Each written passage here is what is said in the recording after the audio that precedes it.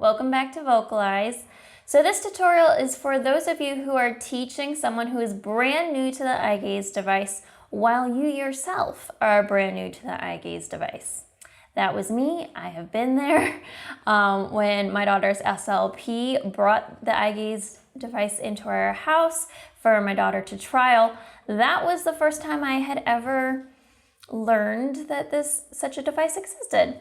So it felt like a very large task for me myself to teach my daughter to use this thing when I had absolutely no experience. But it can be done, I promise, it can.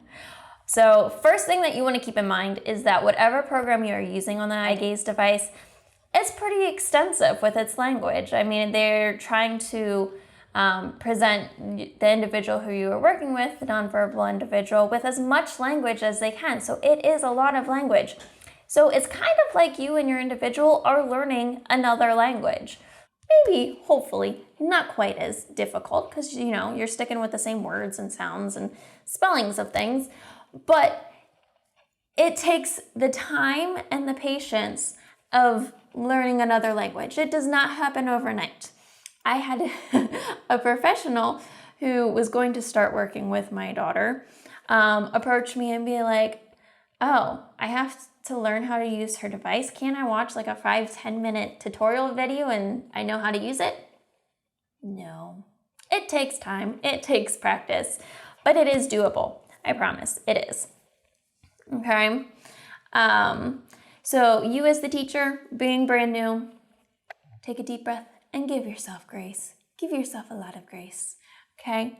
Your best friend, while you yourself are learning and while you are teaching, is going to be this magnifying glass up here in the left-hand corner. That is the search button. So when you are trying to find a word or a phrase and you have no idea where it is, just go ahead and type it in to that search bar. Okay?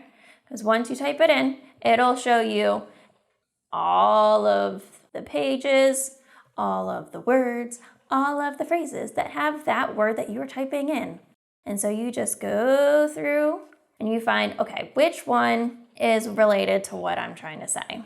And then it guides you on the beautiful little path of highlighted buttons. Just click the buttons that it highlights and it takes you where you want to go. So, search button is great. There is extensive language in the program. It is impossible, though, to include every word within your language, okay, on this program. There's just way too many words to fit onto a program. So there may be times that you go up here to your search button and you type in the word that you want and no result shows up. Before you panic, before you go in and start editing things, oh, I have to have this button, think to yourself, well, do I actually have to have this button? Is there a synonym of this word I'm trying to find that I can use?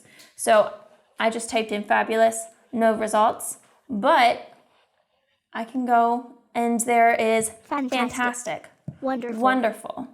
I mean, synonyms is a great lesson that every speaker needs to learn anyway.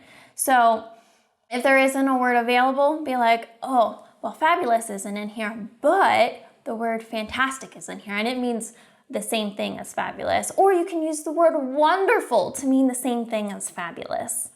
Okay, so synonyms are a good thing to incorporate when teaching too and keep in your mind. All right, there are two main ways that you are going to be teaching your individual. One is through exploration. And what I mean by that is placing the eye gaze device in front of your individual and letting them explore. Just giving them total freedom to click on buttons, jump between pages, and just figure out what's available. You do not get off easily with this, though. You do not get to walk away and be like, all right, my job is done.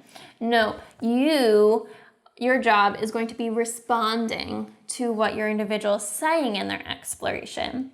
And I will go into depth a lot more with this in a different video, and the link for that video is in the description below. Second way that you're going to be teaching is through modeling. Modeling is a super important means of teaching that we use on probably a daily basis with our children, with coworkers, and many other people in our lives. And a lot of times we don't even realize we're doing it. But modeling, super, super important. I also have another video for that. Now I will go in depth and give examples of what that could look like. And that link is also in the description below. So after this video, go scroll down to the description and check those videos out. Okay, now it's extensive. You're brand new, they're brand new. Everyone needs patience, time, okay? But also, for some of you, maybe for many of you, the individual who you're working with probably has a lot going on with their bodies. My daughter has Rett syndrome. She has a lot going on a daily basis. Ataxia, dystonia. She's constantly tired because of sleep issues. She tires easily from overstimulation. There's just a lot going on. And there may be days, weeks, even months where the individual who you are trying to teach just doesn't seem interested. They don't seem like they are engaging with the device. Or you know what? On a flip side, maybe you're just in a phase of life that is really busy. You guys have a ton of appointments that you're going to, or you just moved, or it's summer and you have a lot of vacation, and it just seems like you have no time to sit down with the device, and you only pull it out at breakfast time or at bedtime, and it's like you just feel at a loss that you can't make time for the device. Whichever it may be, please, again, give yourself grace and don't be discouraged, okay?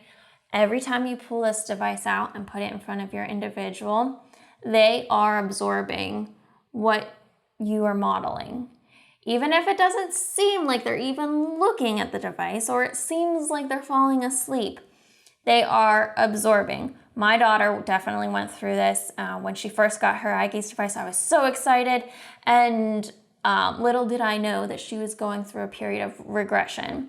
And so it was really hard for her to look at the screen, and it didn't seem like she really wanted anything to do with it. But once she came out of that phase, she proved that she was paying attention even when I didn't realize it. She was going between pages and she was saying words and phrases that were totally appropriate to the conversation that was going on. So don't get discouraged. Just give yourself, your individual, time, patience, and grace. And you guys will learn this together. All right, so check out those videos in the description and make sure that you subscribe so that you get notifications anytime I post new videos. Thanks.